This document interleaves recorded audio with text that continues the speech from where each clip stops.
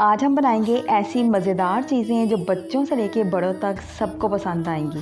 एक तरफ होंगे आलू चिकन कटलेट्स और दूसरी तरफ होगा मज़ेदार अंडे वाला बर्गर जो हम इन्हीं मज़ेदार से कटलेट से बनाने वाले हैं। बच्चों की छुट्टियां चल रही हों या फिर शाम का टाइम हो तो आप इनको ये मज़ेदार से बर्गर घर पे बना के दे सकती हैं।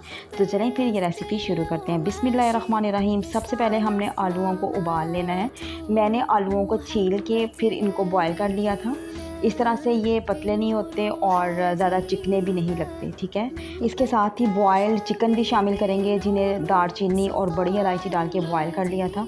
एक दरमियानी साइज़ का प्याज है बारीक सा चॉप करके वो हम इसमें शामिल करेंगे।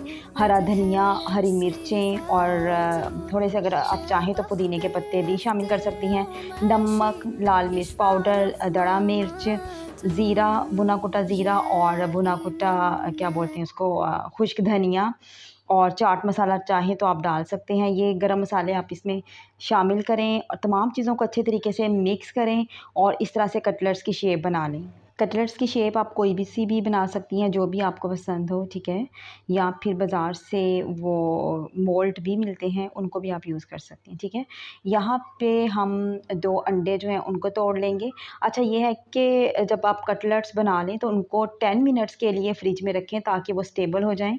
उसके बाद उनको फ्राई करें। कटलेट्स को मैंने फ्रिज में रख दिया था और यहाँ पे मैंने 2 अंडे लिए हैं। उसमें मैंने हल्का सा नमक और काली मिर्च पाउडर शामिल किया है। चाहें तो आप इसमें दड़ा मिर्च भी शामिल कर सकते हैं।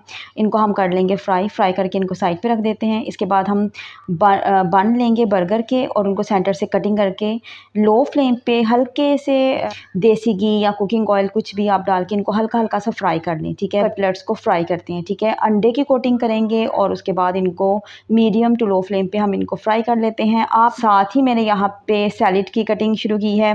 खीरे को मैंने काट लिया है, बंद गोभी है मेरे पास तो मैं उनकी कटिंग कर लूँगी ताकि हम उनको बर्गर में इस्तेमाल कर सकें। तो कटलेट्स हमारे रेडी हैं, सैलेड हमने काट लिया है और अंडे भी हमने फ्राई कर लिए हैं। तो अब हम बनाते हैं बर्गर। तो सबसे पहले मैंने केचप लगाया है, उसके बाद जो कटलेट्स है उसको हम अच्छे से मैनेज करेंगे, उसके ऊपर सैलेड लगाएंगे और सैलेड के ऊपर मैंने यहाँ पे अंडा रखा है फ्राई किया हुआ, ठीक है। उसके ऊपर मैं लगाऊंगी मायोनीज़ और इसके साथ ही हमारा ये मज़ेदार सा जो अंडे वाला बर्गर है वो रेडी हो चुका है। इसमें